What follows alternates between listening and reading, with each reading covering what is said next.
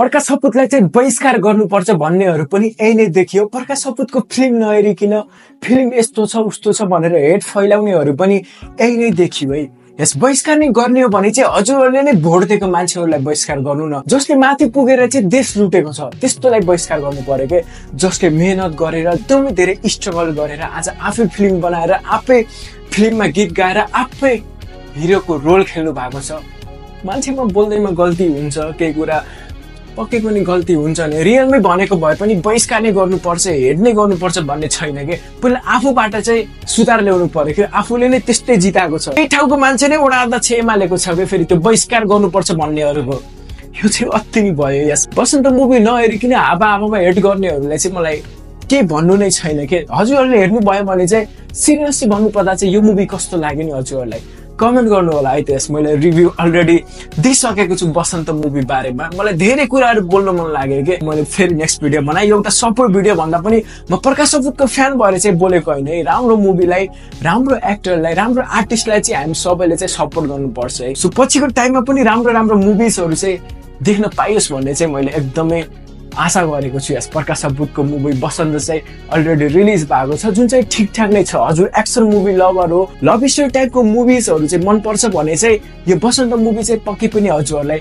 मन नपर्न सक्ला है। किनकि यो मुभी चाहिँ जातीय विवाद एकदमै अर्ग्यानिक मुभी, रियल लाइफमा इन्सिडेन्ट सत्य घटनामा आधारित मुभी हो जसमा चाहिँ हामीले प्रकाश सपुतको कहानी पनि यो मुभीमा हामीले देख्न सक्छौँ है। सो प्रकाश विश्वकर्मालाई चाहिँ सबैले विश्वकर्मा नलेखाएर किन सपुत लेखाएको छ भनेर चाहिँ क्वेसन पनि गर्नुहुन्छ। यो मुभी हेरिसकेपछि चाहिँ हजुरले त्यसको रिजन पनि बुझ्नुहुन्छ होइन। सो यहाँ प्रकाश सपुतको आफ्नो लाइफको इन्सिडेन्ट पनि देखाउनु भएको छ। एउटा आम नागरिकको कथालाई चाहिँ मुभीले प्रष्ट रूपमा देखाएको छ जुन चाहिँ एकदमै इन्ट्रेस्टिङ लाग्यो मलाई चाहिँ। यस बसन्त चलचित्र एक साधारण तर आत्मीय पात्र बसन्त विक प्रकाश सपुतको कथामा आधारित छ है।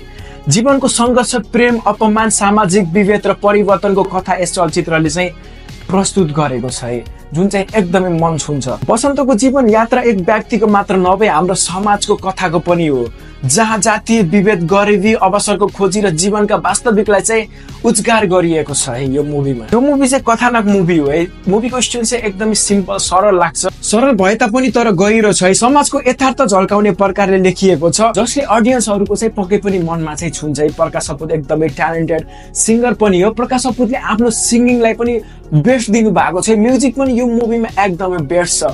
यो मुभीको बेस्ट भनेको चाहिँ म्युजिक लाग्यो मलाई चाहिँ जुन चाहिँ एकदमै इम्प्रेसिभ लाग्यो है। यो मुभीको गीत सङ्गीत चाहिँ इन्टरटेनमेन्टलाई मात्रै नभएर मुभीको स्टोरीलाई चाहिँ अगाडि बढाउनलाई चाहिँ एकदमै धेरै हेल्प पनि गरेको छ। प्रकाश सपुतले नै लेखेको मुभी, प्रकाश सपुतको त्यो स्वरमा जीवनको त्यो पीडा प्रेमलाई चाहिँ एकदमै स्पष्ट रूपमा देखाएको छ जुन चाहिँ हजुरहरूलाई एकदमै धेरै मन पर्ने छ। यो हेटर्सहरूको पछि नलाग्नुहोस्, एकचोटि हेर्न जानुहोस्।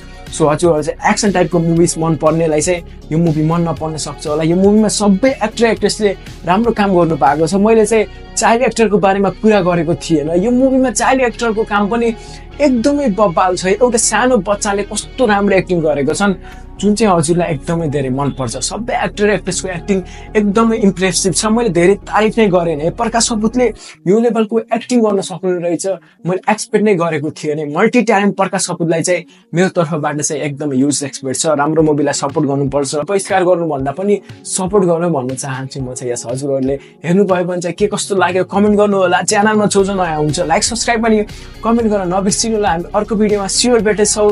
त्यतिन्जेलसम्मको लागि मलाई पनि बिदा दिनुहोस्। बाई। जय नेपाल।